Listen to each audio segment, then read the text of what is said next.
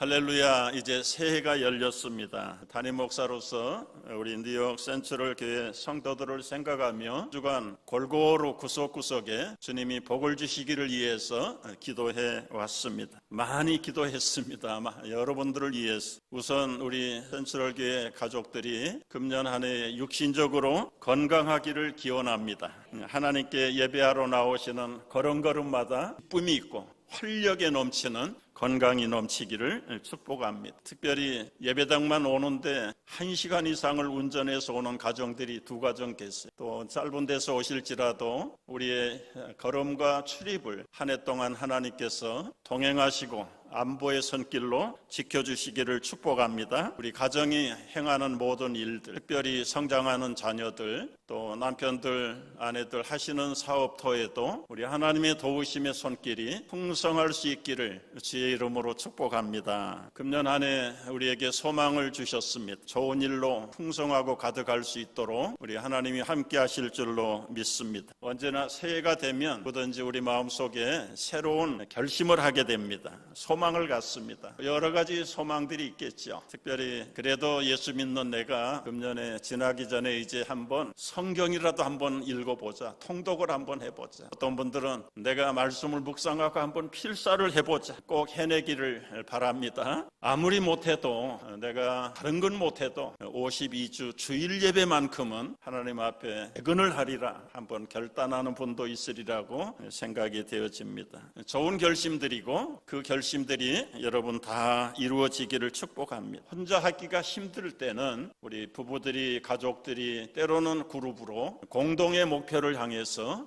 나아가는 것도 작심삼일을 피할 수 있는 좋은 비결이 될 것이라고 생각을 해봅니다. 오늘 이 시간에 우리 센트럴 가족들이 한번 외쳐보고 싶은 표가 있습니다. 이 앞에 보이는 2024년에 모토입니다. 다 같이 한번 힘차게 외쳐보십시다. 여호와께로 돌아가자. 다시 한번 여호와께로 돌아가자. 제가 선창을 하면 여러분 후창을 하세요. 여호와께로, 여호와께로. 우리는 이제 여성들이 한번 선창을 해보세요. 시작. 이제 우리 남성들이 선창하고 여성들이 후창합니다. 돌아가자. 영어로 한번 해보시죠. 시작. Let us return to the Lord. 다시 한번 Let us return to the Lord. 잘하셨습니다. 금년에 무엇을 하든지 여호와께로 돌아가시기를 축복합니다. 비가 오나 눈이 오나 넘어지나 일어나나 여호와께로 돌아가시기를 축복합니다. 일이 풀릴 때나 안 풀릴 때나 여호와께로 돌아가시는 우리 모든 성도들 되시기를 축복합니다. 폐호를 결정한 건 지난해 7월 달에 결정해서 한국에 있는 반려 인쇄소에다가 보낸 것입니다. 우리는 지난 7월 달에 내정을 했지만 이미 2700년 전에 호세아라고 하는 선지자는 북이스라엘 백성들에게 이 구호를 수없이 외쳤어요. 호세아서에도 3번 외치는 소리가 나오고, 백성들아 오라 여호와께로 돌아가자. 여호와께로 돌아가자. 여호와께로 돌아가는 길만이 우리나라와 우리 백성들이 사는 길이고 하나님의 은혜와 복을 받는 길이라는 것을 아주 자그마치 60년 동안 외친 구호입니다. 호세아 선지자는 65년 동안을 이 구호를 외치면서 하나님을 떠나버린, 여호와에게서 멀리 떠나버린 선민들을, 언약의 백성들을 여호와께로 돌이키는 일에 그의 생애를 보냈던 것입니다. 호세아가 선지자로 부름을 받을 때는 여로보암 2세라는 왕이 북쪽의 이스라엘을 통치하고 다스리고 있을 때 하나님이 넉넉한 은혜를 주셔서 모든 것들이 풍요로웠습니다. 사람들은 옛날이나 지금이나 살기가 넉넉하고 배가 따뜻하고 부르면 자꾸 곁눈질을 하게 되고, 그리고 정도를 버리는 일들이 나타납니다. 왕들로부터 시작해서 모든 백성들이 여호와를 떠났어요. 바알을 섬겼어요. 그 토속민들이 섬기는 우상들을 섬기기 시작했습니다. 하나님께 충성하지 못한 사람들은요, 언제나 정도를 벗어납니다. 꼭 거기에는 부패가 있고 도덕적으로 쾌락을 추구하는 일들이 구석구석에서 일어나게 됩니다. 이런 불신앙의 시대를 하나님께서 참아보지 못해서 호세아를 불러서 하나님의 깊은 사랑을 백성들에게 전하라고 선지자로 세우셨어요. 여러분, 그 시대가 얼마나 많은 선지자들이 일어났는지, 요엘, 아모스, 오바다, 미가, 나움, 하박국, 스바냐, 스가랴, 학개, 말라기, 이 수많은 선지자들이 이스라엘에 일어나서 외쳐대기를 시작했어요. 여러분, 한번 생각해 보세요. 우리가 사는 뉴욕의 경찰이 많은 것이 좋습니까? 없는 것이 평화롭습니까? 선지자가 많이 일어났다는 것은 얼마나 위험 수위가 높아졌는가에 대한 철저한 하나님의 관심이, 몇 사람 보내가지고 듣지 못하니까 호세아를 비롯해서 12 선지자들을 일으켜서 그 백성들에게 기가 따갑도록 여호와께로 돌아올 것을 말씀하게 되었습니다. 하나님이 호세아 선지자를 처음으로 부르셨을 때 첫 번째 미션이 떨어졌습니다. 아주 드라마틱한 사명을 내리셨어요. 너는 가서 음란한 여자를 아내로 삼고 음란한 자식들을 낳으라. 너는 가서 음란한 여자를 맞이하고 음란한 자식들을 낳아라. 이 나라가 여호와를 떠나 크게 음란함이니라. 이게 상식으로 벗어난 일입니다. 언약의 백성들, 특별히 선지자, 제사장들은 정결한 신부를 취해서 엄숙하게 거룩한 결혼을 해야 될 의무가 있습니다. 선지자로 부름받은 호세아를 음란한 여인 고멜을 택해서 결혼하라. 상식적으로나 도덕적으로나 율법적으로도 맞지 않는 미션을 호세아에게 내리신 것입니다.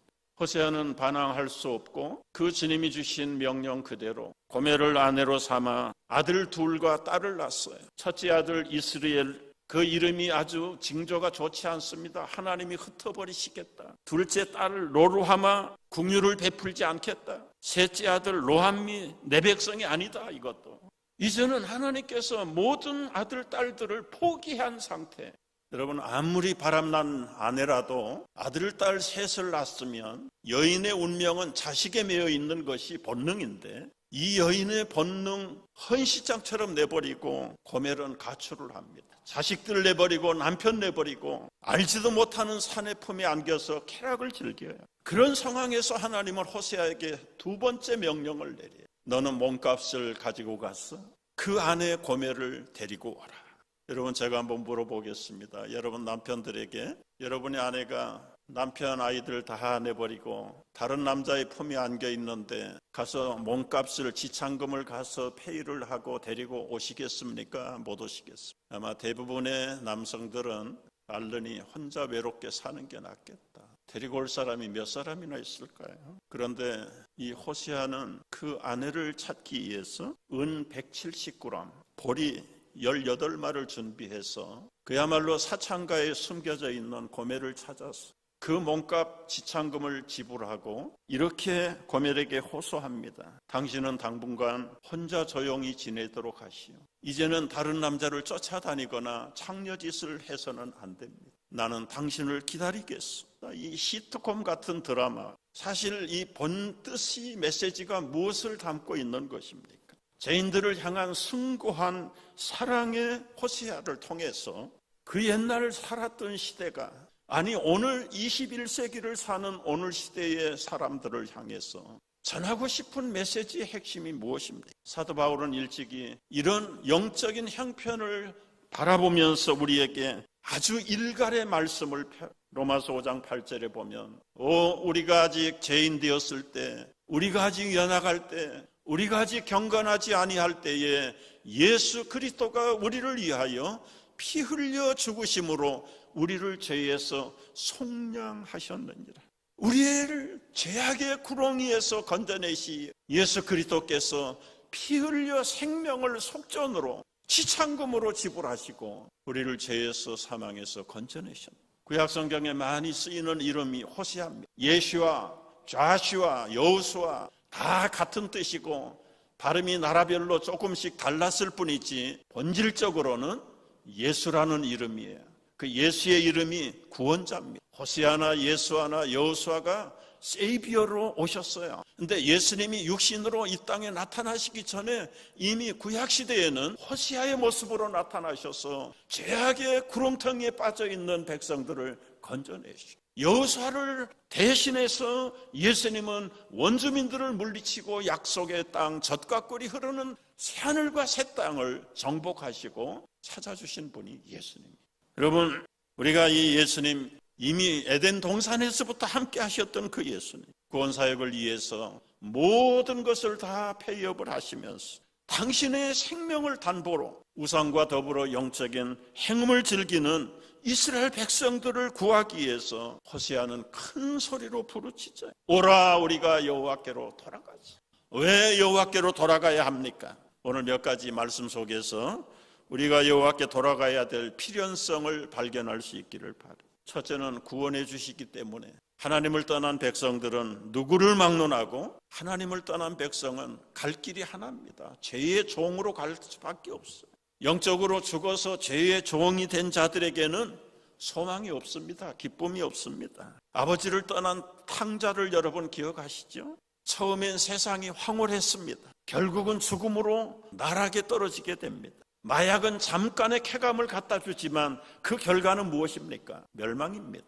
세상의 정욕이 주는 잠시의 쾌락이 사람을 사망의 길로 이끈다는 사실을 알면서도 모르면서도 끌려가는 게 나약하고 연약한 인생들의 모습. 여러분, 물고기가 물을 떠나면 얼마를 살겠다는 것입니다. 바다를 항해하는 그 여객선도 끝없는 항공을 나르는 비행기도요, 아무데로 가는 거 아닙니다.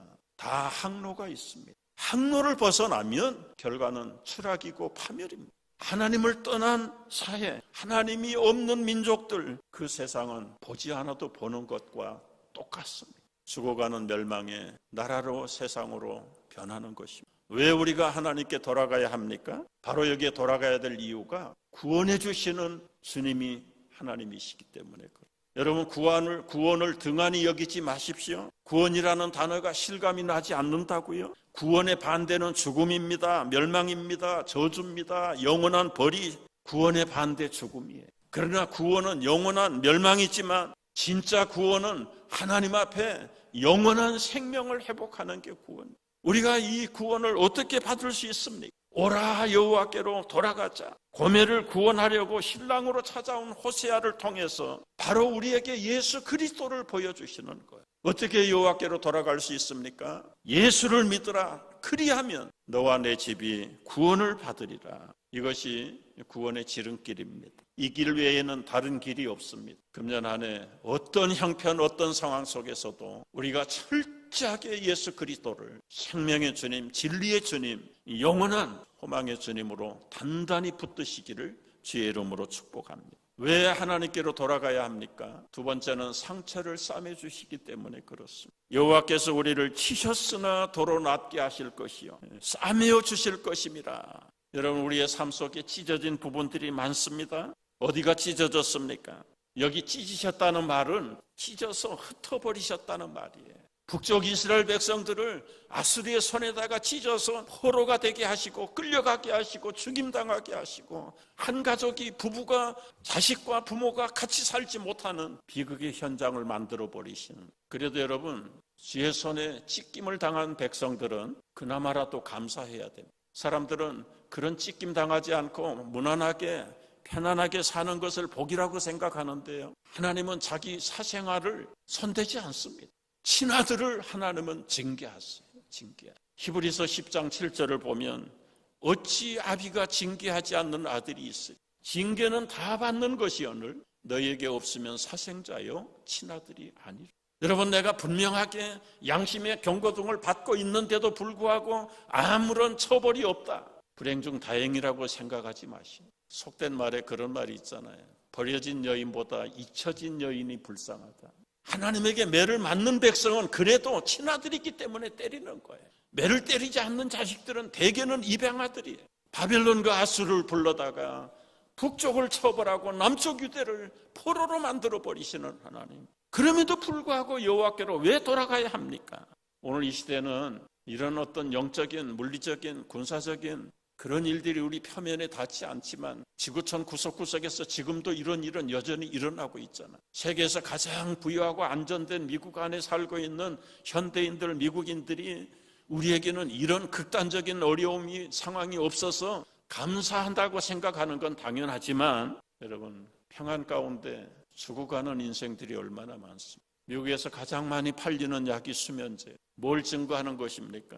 폴 틸리라고 하는 신학자는 현대인들을 따라다니는 4가지 회색 그림자가 있다고 그랬어요. 공허감, 죄책감, 공포감, 고독감. 여러분, 애들이나 어른이나 요즘은 유튜브를 손에서 놓지 못하는 증거는 무엇을 말하는 것일까요? 결국은 할 일이 없다, 외롭다, 고독하다, 불안하다, 대리만족하느라고 그걸 붙들고 하루 종일 놓지 못하는 겁니다. 그러나 여러분, 셧다운하면 여러분의 마음이 평안하시던가요? 곰곰이 한번 심각하게 검토해 보세요. 꿀벌은 슬퍼할 시간이 없어요.